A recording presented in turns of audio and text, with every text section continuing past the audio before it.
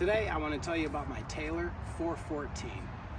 Now, I bought this back in 2010. It's a 2009. I bought it like early 2010 at Guitar Center in Southfield, Michigan. This was actually, I was going to say it was my first real acoustic guitar, but it was actually my first acoustic guitar ever. Not even like a real acoustic, a first acoustic guitar, because I never really played acoustic guitar.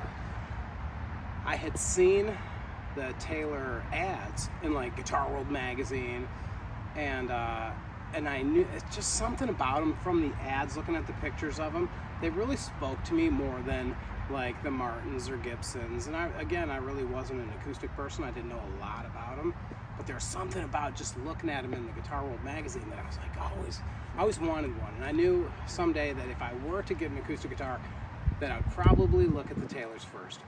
So back then, I went to Guitar Center. My grandparents on my dad's side, when they had passed away, they left me a little bit of money, and that's when I decided, you know what, I'm gonna take some of this and I'm gonna go buy like a real acoustic guitar.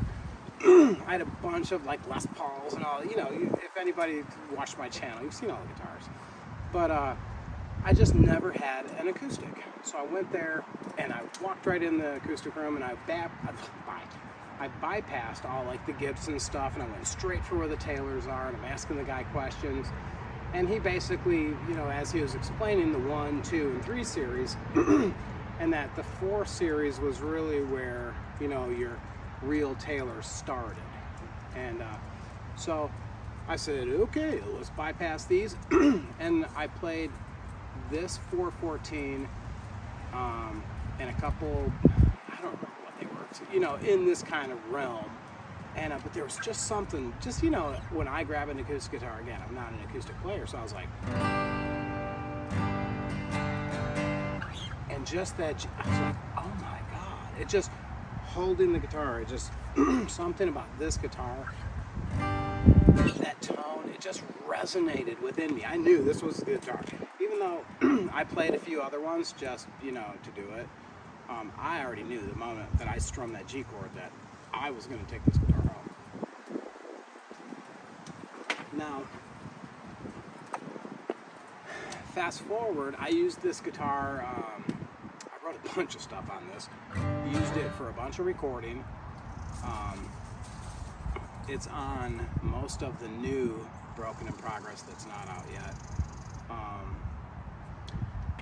But throughout that story, now when my son's mom, when she was pregnant, sometimes, the baby wasn't moving or whatever, and she'd get kind of nervous, and she'd be like, oh my God, Mark, the baby's not moving, I don't feel him, and she'd get nervous and scared. And then so we'd go on the bed, she'd sit there and like, she'd kind of sit, I'd open, kind of put the guitar on her belly, and she'd just kind of lean against me, and I would just strum some chords.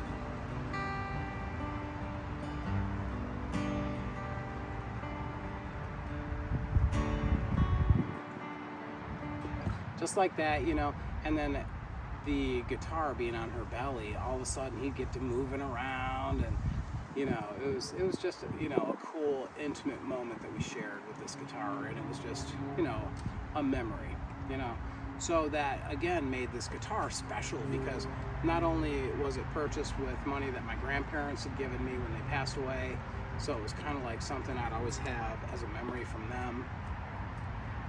Now I incorporated this into, my son, and before he's even born, playing this on her belly. So now we have more memories, and it's making it even more cool. I love this guitar. And fast forward a little bit, my son was born. He was, I don't know, I think he wasn't 2 yet. He was just like a year.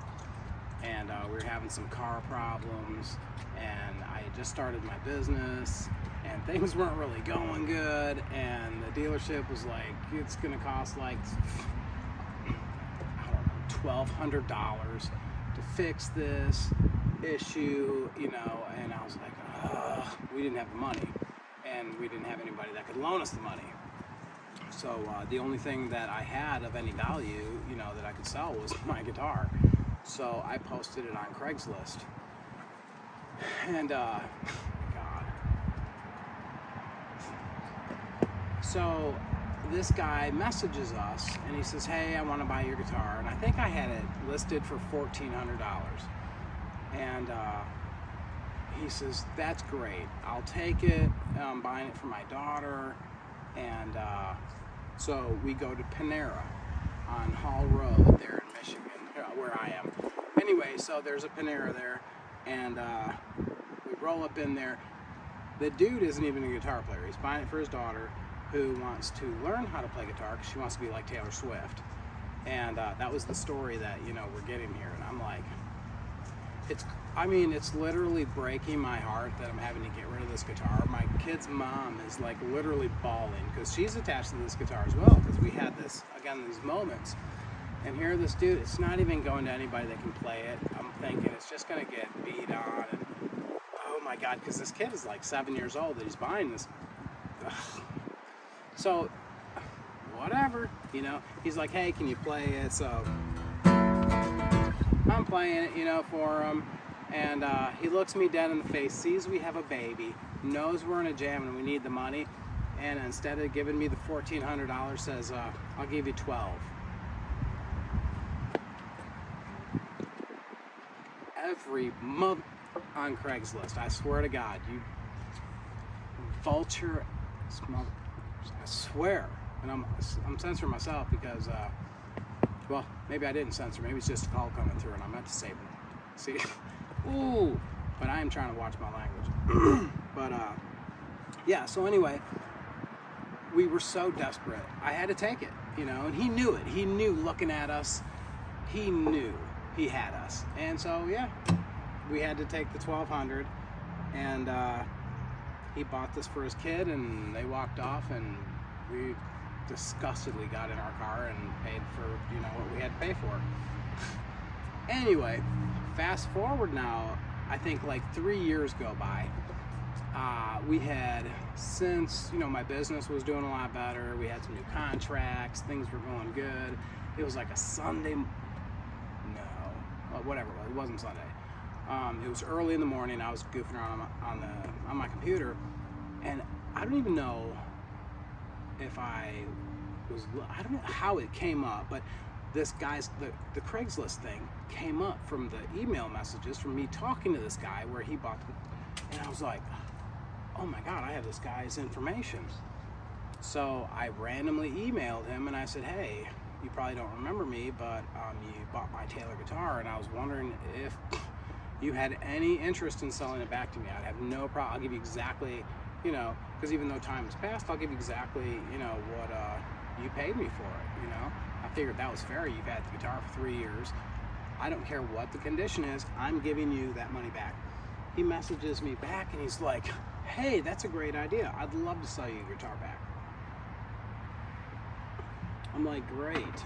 Where do you want to meet up? He's like, let's meet up at the exact same Panera. I'm like, that's beautiful, man. I can't believe I'm going to get my guitar back. Yeah, the only thing is I want 15 for it. Again, straight off, you could ask me. I was going to say I hope your daughter's a prostitute, but I don't. Take that back. Take that thought back. Because nobody really wants that. But, so yeah, I had to go to the bank and get $1,500 so I could buy my guitar back from him.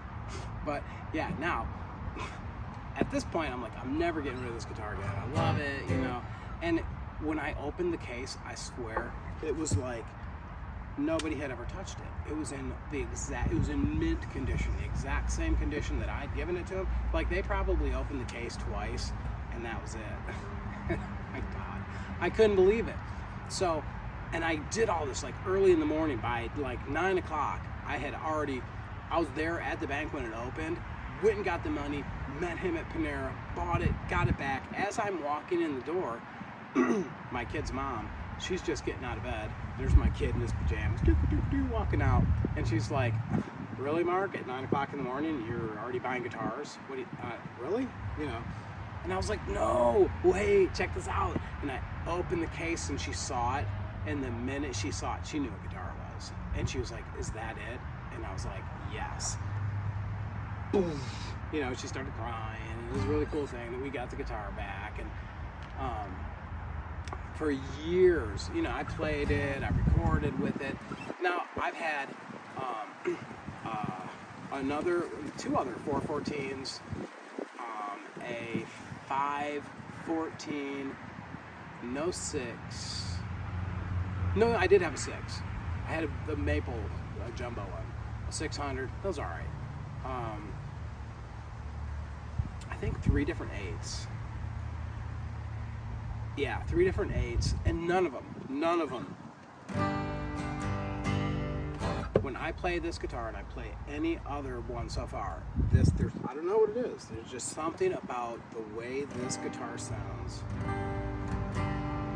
It's like butter, man. It just, oh my God, it just plays itself, and it just gets better and better. And it was so like, the spruce top was so like white blonde when I got it. Now it's all just golden gooiness, and oh man, I love this guitar.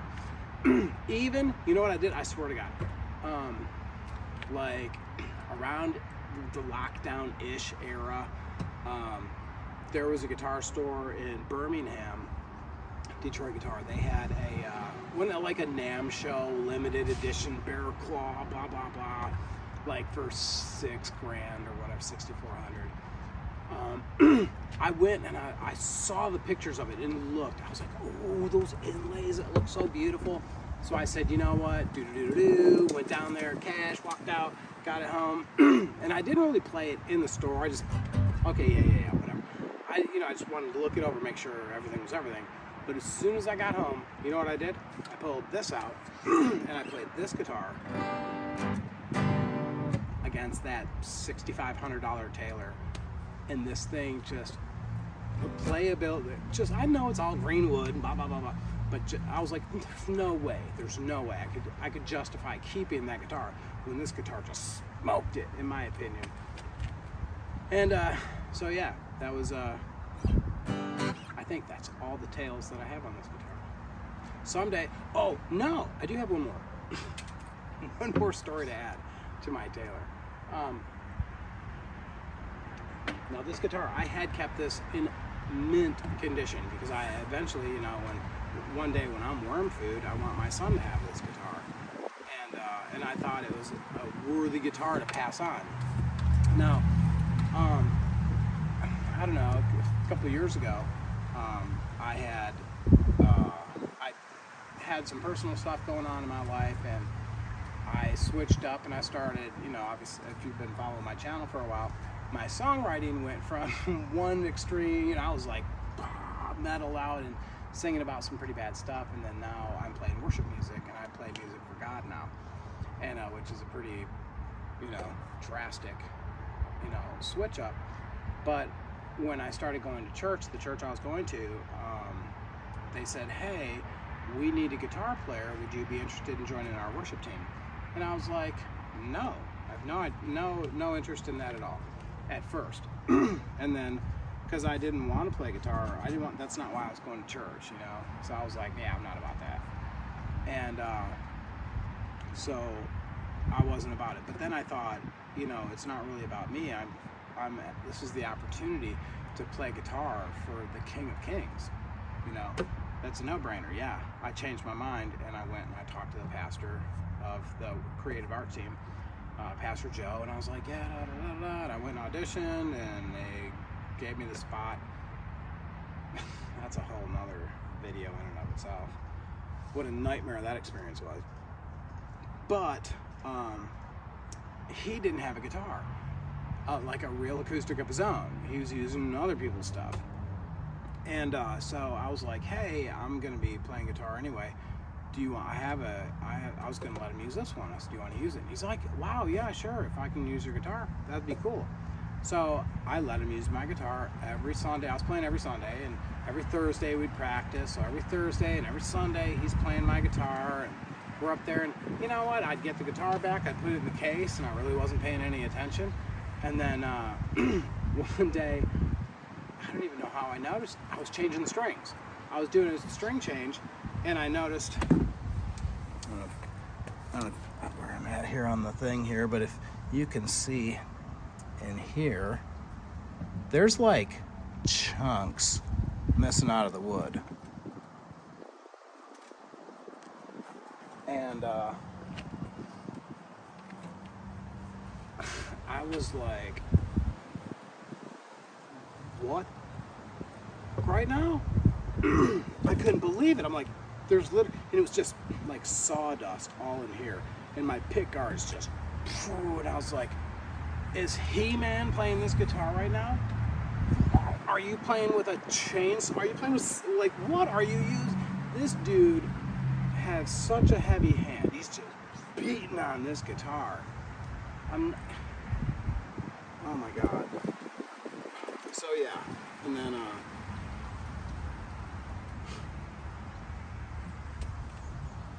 don't get me started on that one. Yeah, so that's the last story I have. Can you believe that? But I mean, for real, it doesn't alter. I mean, look at Willie Nelson as a freaking hole the size of an asteroid. Like, he has a moon in his guitar, so it still sounds awesome. But anyway, I just wanted to share my Taylor guitar story with you, and I post this so maybe one day my kid is bored and he gets this guitar and he's like, I wonder what, if this guitar has any, what's the stories behind this? Or maybe one day my son's son, there will be a grandson going on, and he'll be like, whose guitar was this? What was the story? Like, how did this guitar even come about? You can pull it up and watch it on YouTube. Who gives a crap, right?